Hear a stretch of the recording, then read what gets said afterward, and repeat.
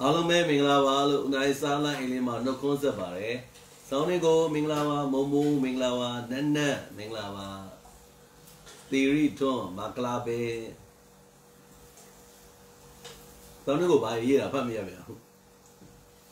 Tonton U, Minglawa, Nile. Putale, Minglawa. Shule. Club, you. Oh, some of the Basama Lamida, and then really today. Korea style, bono. Where go die, what don't die, can hurry, as I may. Really, Minglava. Shangy, Minglava, Minglava, Kaindo, Minglava. Umyazo, okay, Minglava. Mà bác đi đi kênh lấy bọn nó đi đi xí đá này cũng kèm lại đấy alu ye ăn mồi ye giống bự đi ye lưu xin quạt ta tôm đá ta ye câu ta ye nó hôm nay đá lên lâu ní lên đấy ta ô sáng ngày đi chạy kênh này khám mà núi nhà mi ít nhiều theo mình đi đi đấy lấy một mặt để về thao vào đấy cho nên là mình là và cho ý cho mình là và Kain chi Minglava. I don't know Dali. Toda Dali in Sweden. That don't Dali, no? Dali Bagaja Rock night. Just of your name, Kobe Neo, when I know Begoma so in Barbecue Plaza, no? I style new, to ye, just of your ye, Kobe, Papa Mardi, and boy, Terada, so your Pibare, Tara Chatham Udaro. Mola kimchi đã rõ chi cho bà đấy. Tao bảo hả? Sao mẹ?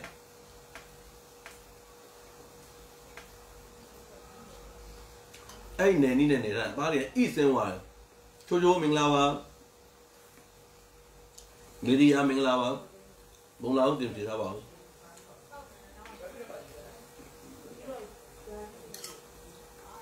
Nhiều gì?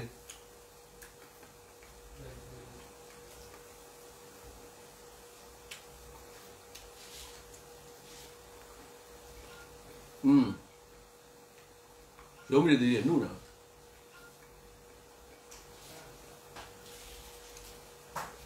nó ra mình là bảo cho mình là bảo khi miếu miệng mình là bảo Ibrahim khi miếng miệng mua cái này bộ cây là cây là một con số mà đó.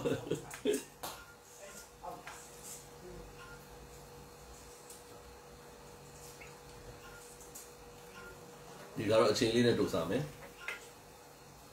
Đó cô nên sợ đại chuyện đi sao bỏ?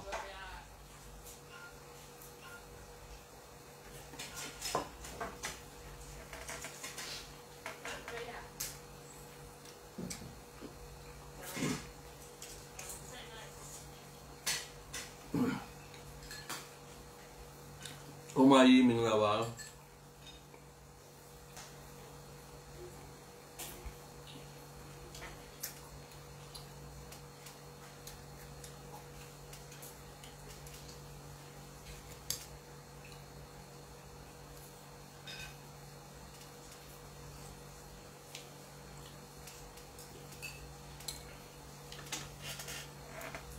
làm mấy chuyện đủ thì nên hôm nay em mà vợ gốc đá ấy vợ đông đá ấy là bao mà cha vợ tin là để kiến sao bảo gì em nhỉ Julius họ đem là Julius làm nó mình là vợ Shamali để bỏ để cho để mình là vợ ní ý suy diễn cho mình là vợ là mình nghe này thôi nên ý suy mình là vợ hôm nay yeah bây giờ mà xí vào nó đi vào tao nè bây giờ nó thay đi nó cái ní đây mà nó thay nhá mày phải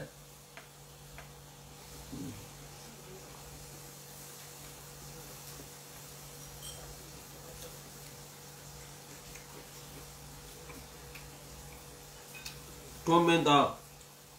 lần này mua được tao đã bà hình được không 这有手表，有手表的嘛？别个别几年的太大的，啥太大的，这大毛年的太的，就高比爸爸的家的，按摩太大。我那边讲嘛。Barbecue Plaza မှာစားနေကြတယ်ဆိုတော့သိပါတယ်เนาะဒီဥစ္စာဒီ ice style ဖြစ်ပါတယ်ဒါအမို့နဲ့ခေါ်ပြီးလေးနဲ့ရောတယ်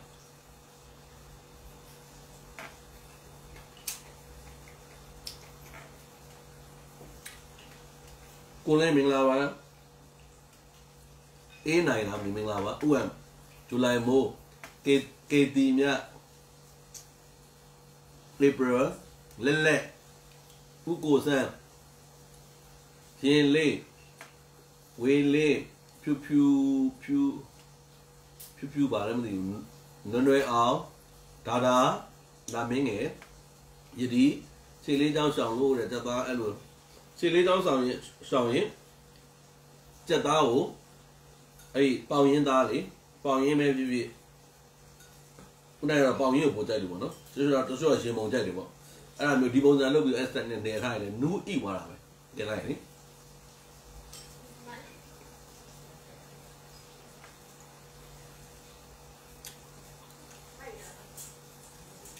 ဒါအမို့ကင်းလား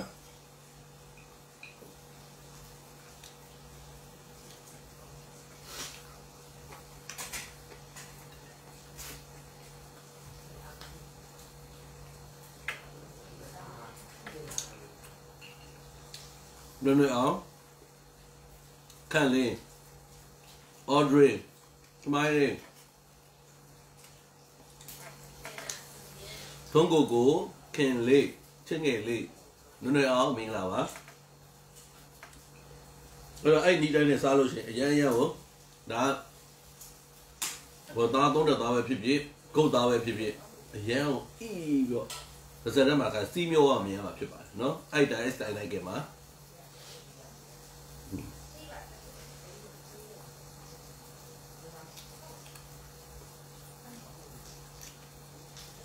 ဘုံလာဦးပြန်စီပဲဖြစ်ဖြစ်ဘုံညင်းကင်စီပဲဖြစ်ဖြစ်အသားကင်နေတာအကုန်လိုက်ပါနော်အိပ်ပြတာပေါ့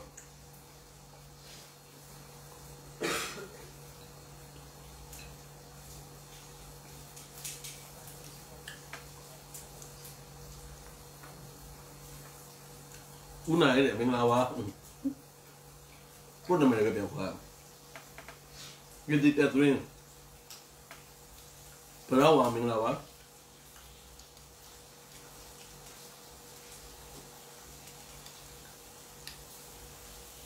ဘယ်တော့ရောက်လို့အဲ့ Barbecue Plaza မှာသွားစားမယ်ဆိုလို့ရှိရင်လေသူတွေကတော့ထိုင်းလူမျိုးတွေကတော့အဲ့တော့ဂေါ်ဘီနဲ့သူဂေါ်ဘီကြိုက်တဲ့လောက်တောင်းလို့ရတာဟုတ်ဂေါ်ဘီကိုကြိုက်တဲ့လောက်တောင်းပြီးတော့အဲ့မှာကိုကအလဲမှာထုံးစံတိုင်းရန်ကုန်မှာရှိသလိုပေါ့ကင်လာပေါ့နော်အကင်နဲ့ကင်ပြီးလို့ရှိရင်အသားလေးအစားဘေးမှာသူကsauce လေးကိုဘူးလိုက်ကြိုက်တဲ့လောက်လိုရင်ထက်တောင်းဘူးအရှိန်နဲ့ချပေးထားတယ်ပြီးကြက်တုံပြူထောင်းတာလေးပါတယ်ပြီးတော့တံမြာရီပလင်းပါတယ်နော်အဲ့ဒါလေးရှိတယ်ပေါ့နော်ရှိတော့မှသူကအဲ့ဒီ Barbecue Plaza ရောက်တာနဲ့သူကကိုကစက်တွေကိုရွေးရတယ်ဝတ်သားနဲ့ဆိုလို့ရှိရင်ဝတ်သားရဲ့ဘယ်နေရာကိုစားကျင်တာလဲဘလို့အရသာကိုစားကျင်တာလဲဘာတွေဘယ်နှမျိုးပါတာကိုစားကျင်လဲဆိုသူ့မှာရွေးရတဲ့ဥစားရှိတယ်အဲ့တော့အဲ့လိုအမျိုးမှာကိုကရွေးနေစားလဲစားတယ်ပြီးလို့ရှိရင်ဦးနိုင်တို့ဒီမှာဦးနိုင်တို့ဘန်ကောက်ကအမလီဆောင်မှာကြည်နေတယ်သူလဲအဲ့ဒါဆိုသူဆိုရင်အားနာတတ်တယ်ဘာလို့ဆိုတော့ဦးနိုင်တို့ကအဲ့လိုဒီဂေါ်ဘီကိုရင်ဂေါ်ဘီခဏပြန်တောင်းတော့သူကလက free ကိုပေးတာဘာမှပူစရာမလိုအဲ့လိုမျိုးပေါ့နော်တော်ပြီတော့ဒီလိုပဲဆိုတော့ပြီအဲ့လိုမျိုးပေးပါတယ်အဲ့လိုမျိုး Barbecue Plaza ရောက်လို့ရှိရင်အဲ့ဂေါ်ဘီကတော့ကျဲသလောက်တောင်းပါနော်ကျဲသလောက် share ကိုလိုသလောက်ဟင်းညိုလဲထပ်ဖြည့်ပေးတယ်ရန်ဆိုတော့ကိုပြည့်မင်္ဂလာပါချိုလေးຫນွယ်မက်ကီဟုတ်တယ်ဝါလာပြီဟုတ်တယ်မက်ကီဝါလာပြီကျွန်တော်ဒီနေ့ပြန်ပြီးတော့ဂျင်းကိုသူချပြန်ကစားပါလေကိုလည်းသိတယ်နည်းနည်းတင်းတက်တွေဖြစ်တာ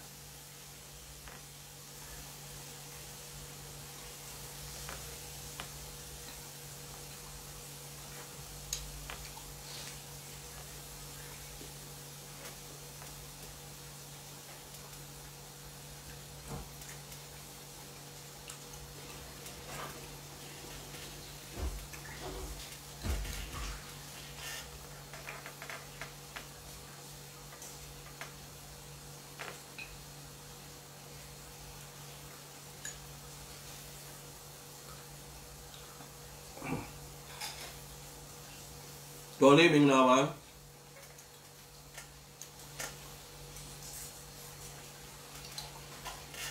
ဥမာအေးသူသားဘာလာဦး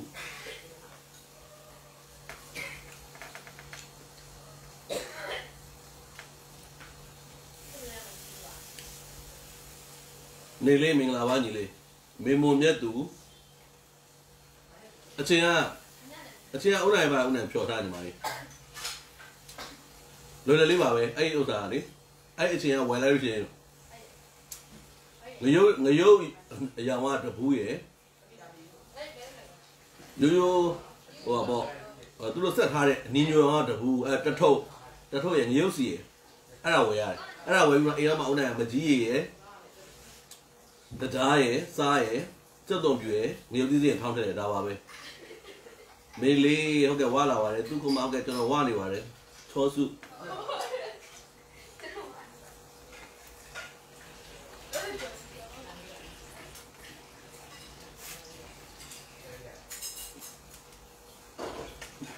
နန်းတွေဦးမင်းအောင်ထုံးကိုစားပါအောင်လေမင်းနာရက်ခမျိုးမေမွန်မြတ်သူဥနိုင်ပြောတဲ့အတိုင်းလေးလောက်စားရင်ဝက်ကုတ်သားနဲ့နော်ဝက်သုံးလက်သားအခုလိုမျိုးဤစိမ့်ပလိတ်နော်ဤစိမ့်ပလိတ်꿰နော်ခင်ဗျာတစိတ်ကိုမေ့ပါပြီပြန်ကြည့်လိုက်မှနေတယ်ဒီခင်ဗျာတစိတ်ကိုမေ့ဈေးထဲမှာဝယ်လို့ရတယ်သူကနှစ်မျိုးနှစ်ထုပ်ကိုဆက်လိုက်ရတယ်ကွာနှစ်ထုပ်ကိုဆက်ရတဲ့ငရုတ်စီအခင်လို့ပြောလိုက်သိရခင်စုစန်ဒီရှိုင်းတန်တခင်ညိုစိန်နှင်းယူမေချိုလင်းတွေအောင်ဆန်းလင်းသဘာဝနေခင်စုမတ်အင်ဒရာမြင့်လာမင်းငင်းကြီးဦးတီဗီလိုက်ကြသွားတယ်ဟုတ်တယ်ခုနကတော့အရာလိုက်တယ်မကောင်းဟိုကမိုဘိုင်းဒေတာဖွင့်တာ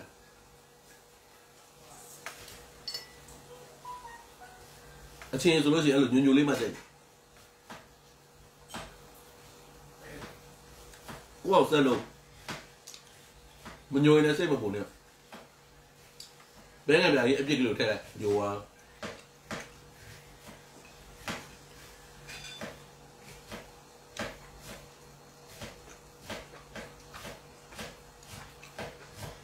ဖြစ်စုလေးအောင်ဆိုတချင်းဆိုတာဦးနဲ့တင်ပေးမယ်နော်သရိုးစောမင်္ဂလာပါဖြူစင်ဒီနေ့လည်းစားရည်နေပြန်ပြီးတယ်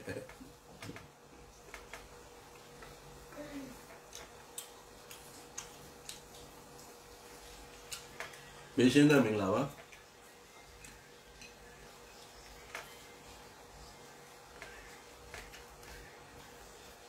တေခိုင်ညိုဝင်းမင်္ဂလာပါညိုစိန်ဒီနေ့ပူတော့ဟုတ်လားဒီနေ့ရောက်လာတယ်မဟုတ်လားအပြူအောင်ဝတ်တာလို့နမ်းမွန်ပွန်ကပောင်ဂျမုံညွန့်မောင် Blake theory တော့ပြုံးဒီနေ့အိမ်မှာဝတ်သုံးတဲ့သားရယ်ဝတ်ကုတ်သားရယ်ကိုရီးယားစတိုင်နေပြီးတော့နှက်ထားပြီးတော့ကင်စားပါတယ်အသီးနှံနေနဲ့ကတော့ရုံးပရိသီတို့အာလူတို့အမို့တို့ပါပါတယ်အားလုံးအိမ်ဒီမှာစားနေကြပုံစံပါပဲ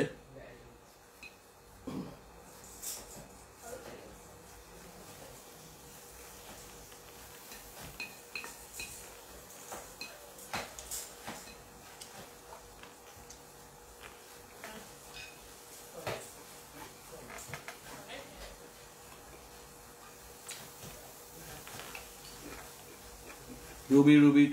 ထပ်မှုအိမ်တန်းတာသူရင်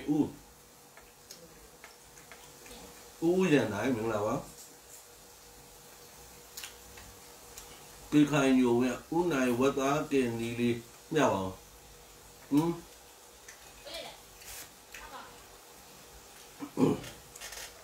ပေးတယ်မှာရှိရတယ်ညီမလေး ကျော်သွားဘွားရဟုတ်တယ်ဦးနာအေးသားပါအောင်စော်ကြီးရဲ့မင်္ဂလာပါတော့ပြောလိုက်တာပေါ့ချစ်တဲ့မင်္ဂလာပါညိုညိုပါအောင်နန်းရည်ဒီ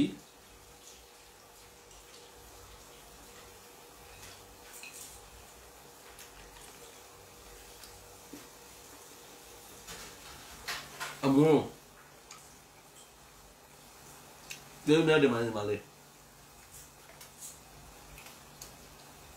နန်းနမင်္ဂလာပါ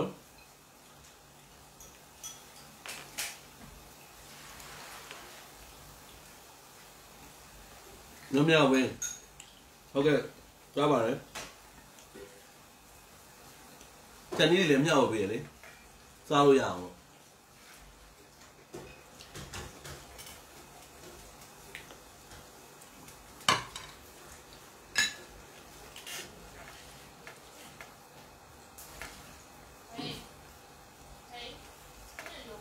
တော်ပြီ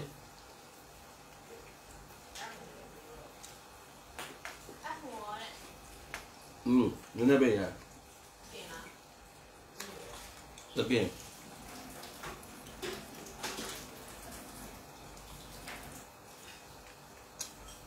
လာလာမင်္ဂလာပါ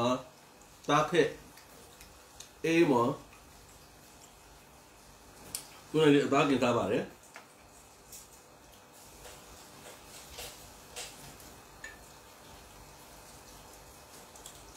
သုံးလက်သားလေးလှီးတဲ့ကံမှာတော့ပါလေးလှီးဖို့လိုတယ်နော်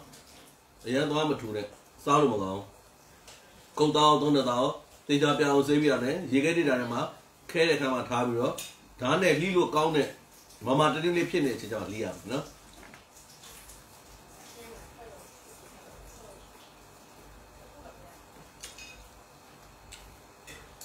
ဒါကဦးနိုင်ပြောလို့လောက်သားလေးသား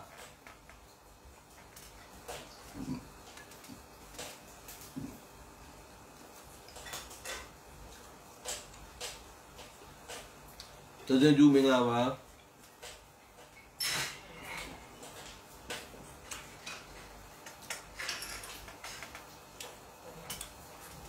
ဒီနေ့ကတော့ပြောမမဒီနေ့ကယူရနိုင်ငံတတိယလွန်ဆွတ်တာနဲ့ဘာဘီကျူပလာဇာမှာစားတဲ့စတိုင်စားတာပါဆက်လက်ရွက်နဲ့စားတဲ့စတိုင်မဟုတ်ပါဘူးမူခိုင်ချိုမင်္ဂလာပါ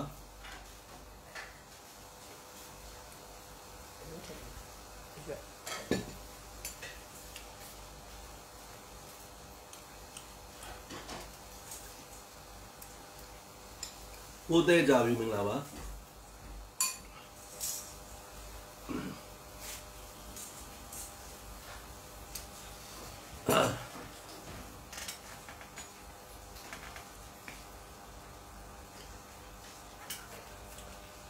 အမိုရပြီတော်ပြီ thank you ဟောပြီဗါလေဘုညိုခင်းလာကောင်းခက်မင်္ဂလာပါအေးမောတန်းစင်ကြီးလေးအလုံးကြီးတင်ထားပေးပါလေ Gracie ဆန်းဆန်းဝေကောင်းခက်တော်မင်္ဂလာပါမဘာကလည်းချက်ပါအောက်ခံ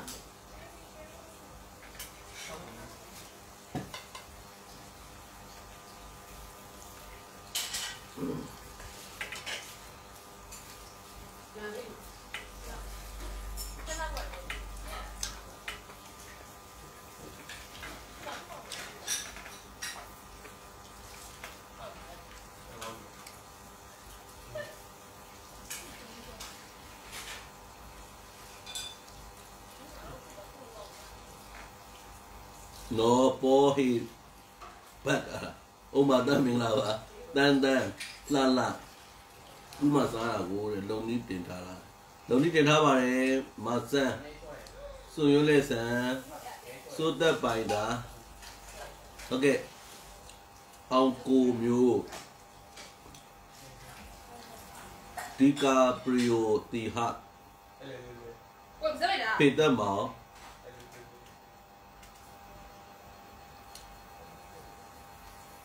Zumba. Makueno. Yeah, thank you. So.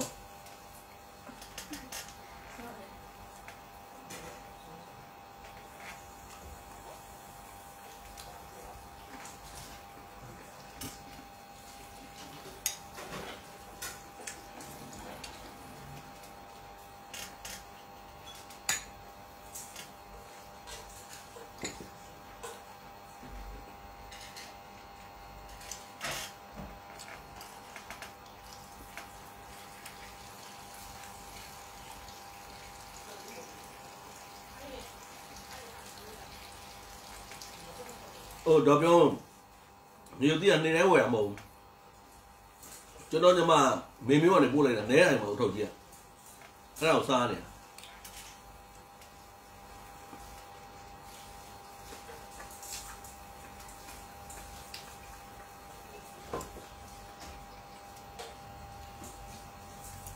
thật thật material what cái sao này mà đâu là ta ấy câu ta ấy mà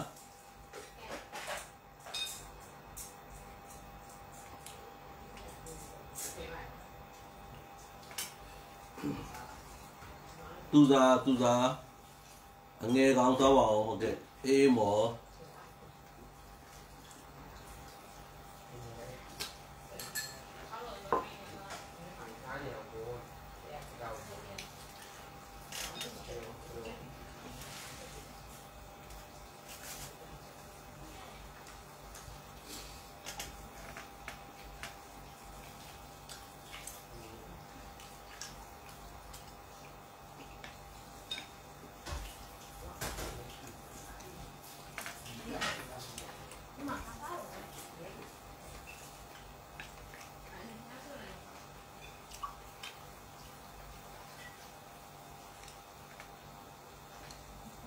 quên mua chơi sao không bây giờ là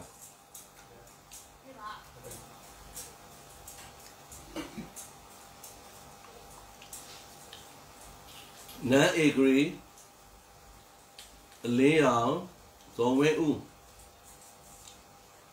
ok so với u cái sao vậy riêng ra thì ấy mà nó đâu đó biến mà so được đấy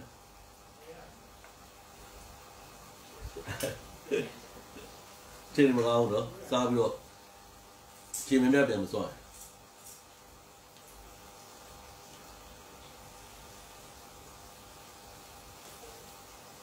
kiến chỗ về sao bảo ok mấy cherry đồ biểu hoa đi bảo tu à bây giờ đi à gì cháu bây giờ rồi plastic này thiệt là rồi lấy gì cái đó là lấy cái này thiệt là đâu vậy bây giờ lấy được là gì bao nhiêu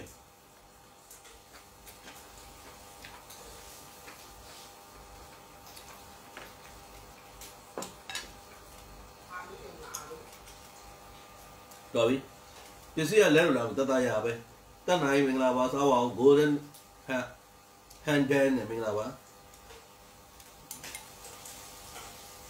cái nàyပြန်တွေ့လို့ရတော့ကျွေးမယ်လေလင်းအောင်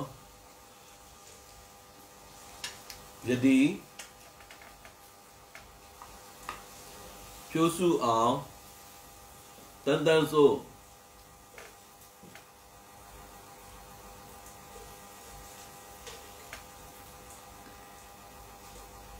ဟုတ်ပါအန်ဒီလေးဆိုနွယ်ထွန်းทำไมไม่ทราบเลยตาไม่ทราบ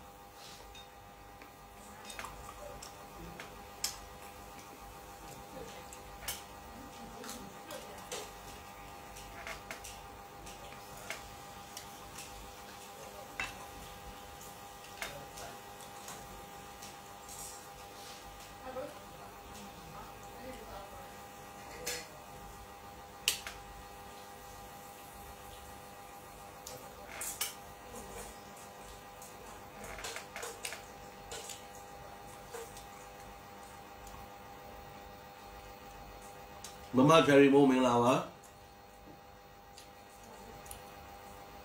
အငယ်ကောင်မင်္ဂလာပါဟုတ်ကဲ့မိုင်တော့ပြုံးကျေးဇူးပါဟုတ်ကဲ့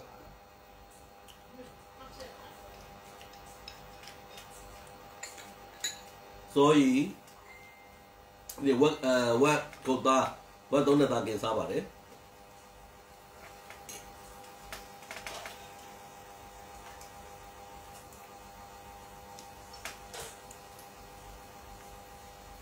你妈妈里面了哇，年底了来。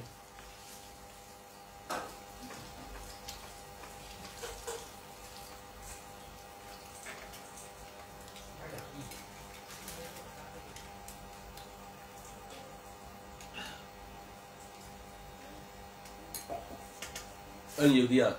嗰啲啊，個咩物啲有個表話，個錢有啲路表啦，人睇有。Simon 明啦嘛，媽媽你，老啊，半話，老啊人咪，寫講得nhiều啲，老啊同我講啊，不然冇咯，nhiều啲話不然咧實在是啲，都係老啊新嘅。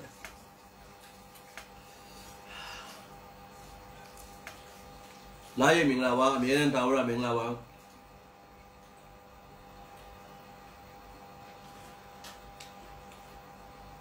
လေကောပါရတာမဖတ်မြပဲလာရ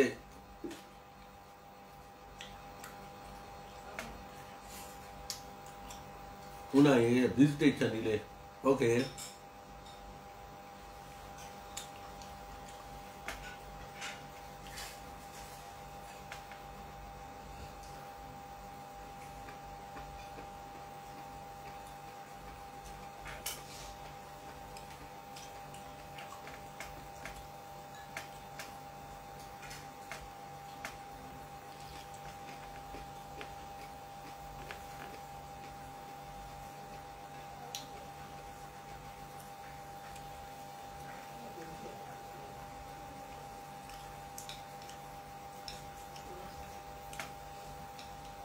ဝတ်သားကိစ္စရင်လိုင်းသားတော့မထည့်ချင်ဘူး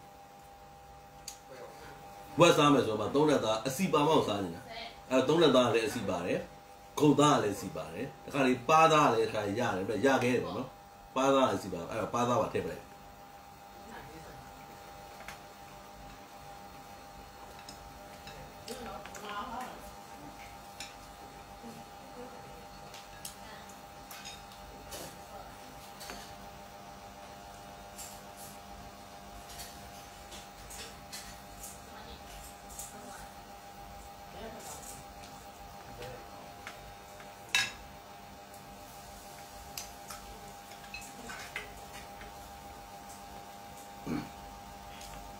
နေမင်္ဂလာပါ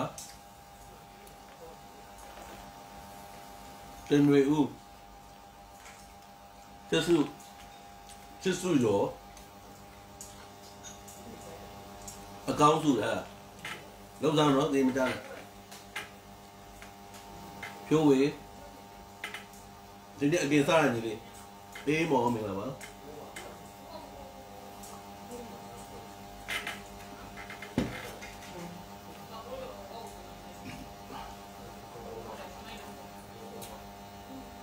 ခဆောင်းနေဟဲ့လားအဲ့နာမည်ဖတ်တာဥဒိစမပြေသေးဘူးဟဲ့လားအဲ့လိုဖတ်တာမှန်လား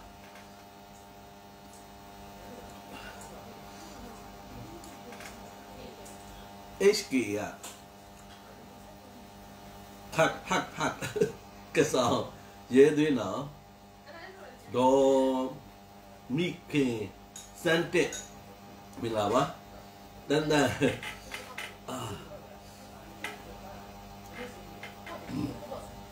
ရဲအယော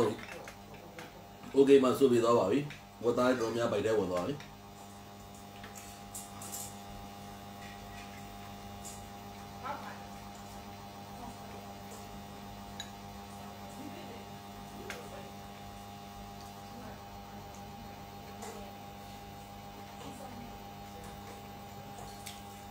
ဖြိုးကြည့်မင်္ဂလာပါညီလေး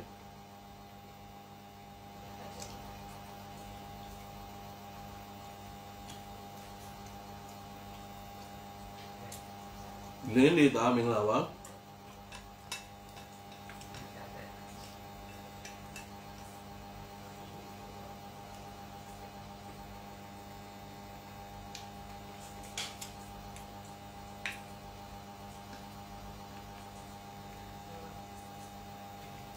ခင်နွယ်မင်္ဂလာပါအမှုဖို့ ra bao nhiêu mà lên mi tới mi bố mi mất đâu thế này đâu mi ở yên đâu mi đi yên đâu dễ này rồi dễ rồi mi bố lên này xe này đây mà mi này đàn này tay bạc này nó mi này đàn này tay bạc này cái gì này có bao nhiêu bố để trả lại mấy bữa xí lấy vào đâu vậy xí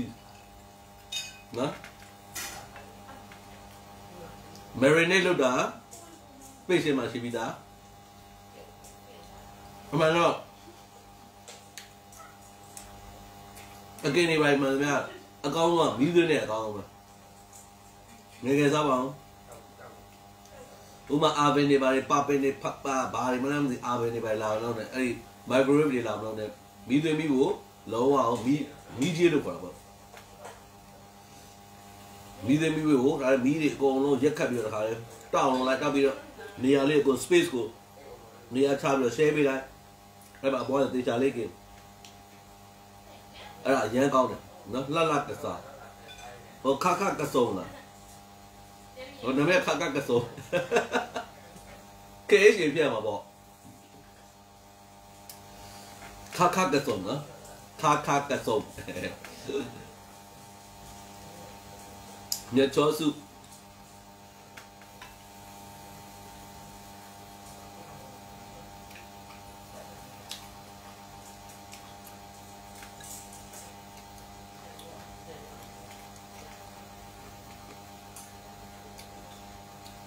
ကြပြဆရာလေးလာမယ်ဖတ်မရအောင်လေဗျပြူစင်တဲ့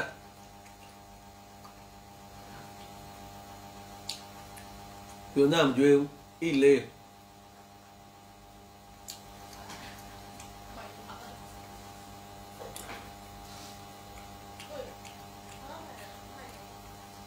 ခုနအစက်တွေအများကြီးစားနေတာကျမကြီးထိခိုက်နေတယ်ရှော့သားပါတဲ့ thank you ပါညီမလေးကောင်းပါလားရှင်ဟို3တန်းနဲ့တော့အစီပိတ်လေးစား3တန်းနဲ့ခုလား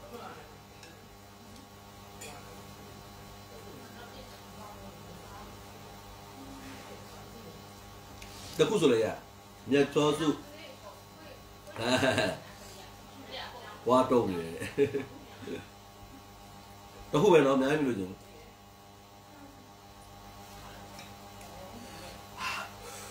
有点龙啊，这里有多少呀？呀。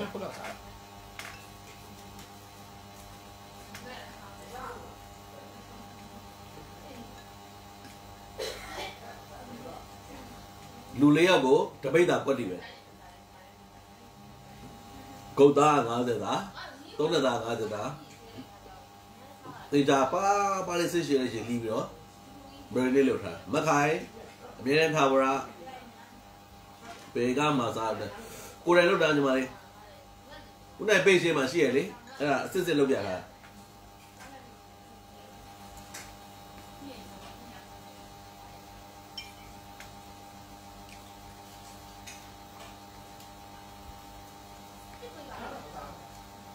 ဒီရမေးမင်္ဂလာပါ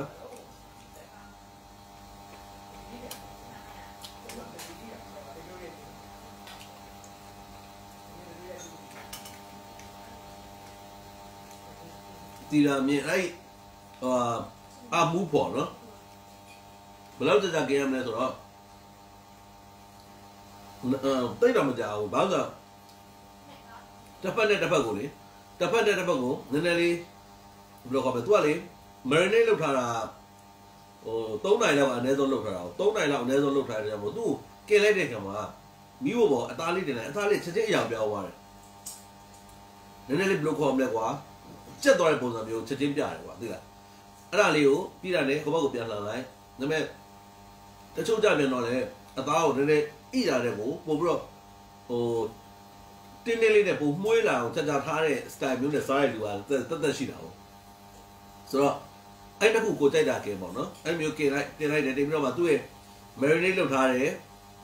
အရာတွေကြောင့်သူ့အသားလေးဒီတင်လိုက်တာနဲ့ပွားလေးဖြစ်လာတယ်ပွားလာရင်ချက်ချင်းဇက်ဆိုဟိုဘက်ကိုပြန်လှန်လိုက်ပြန်လာပြီးတော့စီလေးတော့လိုက်နော်အဲ့ဆိုပြီးစားကြည့်လိုက်လေစားကြည့်လိုက်ကိုအော်ဒီနေမှာကြိုက်တယ်ဆိုအားလို့ဒီနေပဲထားလိုက်ဟုတ်ရင် ခက်ကြကြလေးတက်တယ်ဆိုရင်စွတ်ပြောသလိုနည်းနည်းလေးဒီမျိုးပေါ့ဒီကောင်လေးကိုကြည့်လိုက်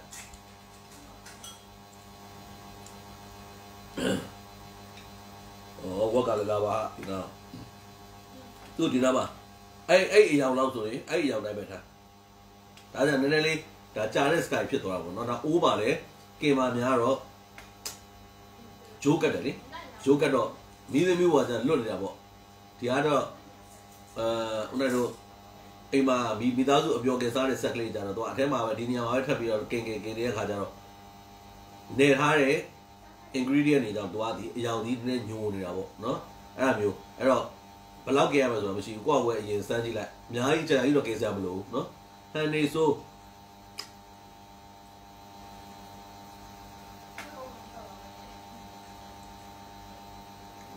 ထေ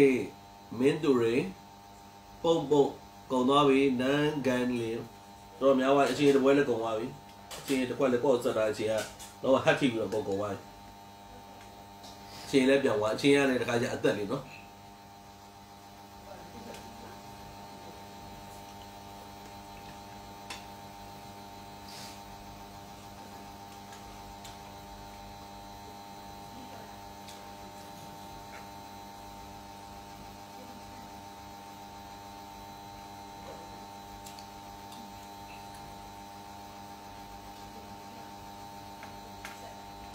Jasmine မင်္ဂလာပါ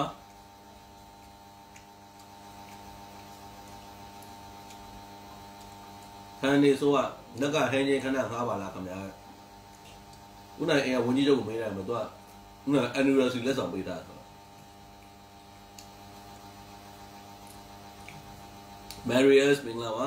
ညို့မင်္ဂလာပါ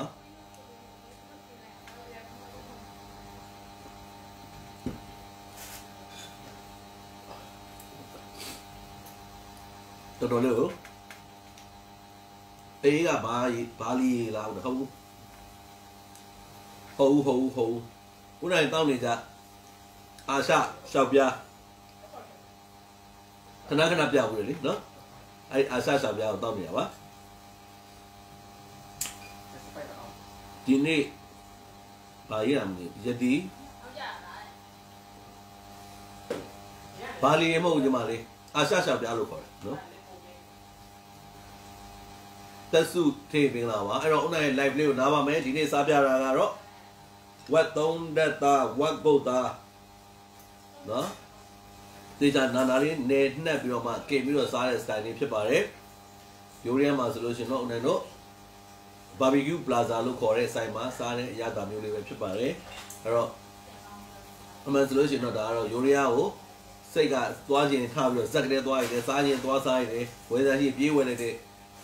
အခြေအနေမျိုးအလုပ်ကလည်းအဲ့မှာရှိတဲ့အခြေအနေမျိုးကိုလို့အစရောက်တယ်အခုတော့မရောက်တော့ဘူးဒီ okay side ကြောင့်အဲ့တော့ရိုးရကိုလက်စွပ်သတိရတဲ့ပုံစံမျိုးလေးဒီနေ့ဒါလေးလှုပ်ရှားခြင်းဖြစ်ပါတယ်အဲ့တော့ဒီလိုစားတဲ့ style မှာဆက်လက်ရလုံးဝပါစရာမလိုပါဘူးပါမှာအဓိကသည်ဟင်းညိုပါမယ်ဟင်းညိုထဲမှာမအောင်နေတော့ကော်ဘီကိုပါလေးဒီဒါအဓိကပါမယ်ကော်ဘီရဲ့အချိုတက်ကိုယူတာဟုတ်နော်ကော်ဘီအဓိကပါမယ်ပြီးလို့ရှိရင်အမိုလေးတွေပါမယ်ပေါ့နော်တော့ကိုတက်တဲ့အရွက်ကတော့ကိုတက်တိုက်တာထဲတယ်ဒါပေမဲ့အဲ့ဆိုင်မှာအဲ့တမျိုးလေးပဲသူကအဓိကထားပြီးတော့ပေးတာဖြစ်ပါတယ်ညိုထုံးရင်မင်္ဂလာပါယဒီဟုတ်တယ်လိုက်ကြတယ်ညီမလေး Marius ကိုဝါပြီးသေးမကြနေနေတော့အဲ့တော့အဲ့ဒီ style လေးတိုက်စားပြတာဖြစ်ပါတယ်နော်အဲ့တော့ဘန်ကောက်ရောက်တဲ့လူတွေလည်းဘန်ကောက်ရောက်မှအဲ့ barbecue plaza မှာသွားစားရင်ဘယ်လိုစားနိုင်လဲဘယ်လိုစားလို့ရတယ်ဆိုတဲ့အကြောင်းလည်းစောစောထည့်ပြောသွားခြင်းပဲဖြစ်ပါတယ်နော်အဲ့တော့ဇင်းကြီး Marius ဘာသာမစားကြတော်ကြပြီဘာလို့မစားတော့ကြဘယ်တိုင်းပြည်ရောက်တော့ဘာသာမစားပြောပါဦးဒေါ်ဆန်းဟုတ်ကဲ့ပါခင်ဗျာကျေးဇူးတင်ပါတယ်ဇင်းကြီးတော်ပြီနော်မြေတော့ရပြီအဲ့ဆိုရင်ဦးနိုင် live လေးကိုနားပါမယ်အခုထိဆက်ရှိလက်ရှိနဲ့စောင့်ပြီးတော့ကြည့်ပေးတဲ့တိုးချင်းစီကိုဦးနိုင်ကျေးဇူးအထူးပဲတင်ရှိကြောင်းပြောကြားတင်ပါတယ်အရင်လဲချက်ပါတယ်ကိုဗစ်ပြီးသွားလို့ရှိရင်ဦးနိုင်လက်ရလေးကိုလည်းအိမ်မှာခေါ်ပြီးတော့ကျွေးပါအောင်မယ်နော်အိမ်ထဲမှာခြံထဲမှာဦးနိုင်ဒေချာလေးကိုကျွေးပါအောင်မယ်တွေ့ဆုံပါအောင်မယ်ဦးနိုင်ကိုအားပေးနေတဲ့တယောက်ချင်းစီကိုလည်းကျေးဇူးအထူးပဲနော်အများနဲ့တင်နေရပါတယ်အဲ့တော့စာစာပြောရင်မင်္ဂလာပါညီမလေးနော်အခု live လေးကိုနားလိုက်ပါတော့မယ် Marius သွားမယ်စားမယ်ကလားတိုင်းပြည်ရဟုတ်လားဩကလားတိုင်းပြည်မှာဆိုရင် China Town ကိုသွားလိုက်ဒီမှာလေခုနကဆိုဘယ်တိုင်းပြည်ပဲရောက် China Town ကိုရင်သွားရတယ် China Town ကအစားတော့အစုံဆုံးပဲစားကြည့်အရာဆုံးပဲ China Town ကိုရင်သွားနော်မလေးရှားသွားလဲ China Town ကိုရင်သွားဘယ်ပဲသွားကလမီသွားလဲ China Town ကိုရင်သွား China Town မရှိတဲ့နေရာခက်ရှားရှားရယ်နော်ကိုကရှာတဲ့တော့အဆင်ပြေတယ်တော့စမ်းဤခိုင်စားမို့မင်္ဂလာပါအဲ့တော့ live လေးကိုနားပါမယ်အဲ့တော့ပြောတဲ့အတန်းကလေ banana အတန်းဖြစ်တော့မသိရမလားရှုံးပေးတယ်ကြိုးစားဆိုမျိုးအဲ့လိုသွားရှာစရာတော့မလိုပါဘူးနော်အဲ့ဒီပြအဲ့တော့အားလုံးကျေးဇူးတူတဲ့ဒေသကြောင့်ပြောသားကြပါရယ်အပျော်လေးပါနော်ကြည့်နေလူတွေပြင်းသွားပါဆိုလို့နော်အဲ့တော့ခုနက live လေးကိုနားပါမယ်အစားစားတိုင်းအားတက်ပြေပါပြီးတော့ဘေးနဲ့ကိစ္စနဲ့အစားတော့များကိုရွေးချယ်စားတော့နေကြပါစေ see you bye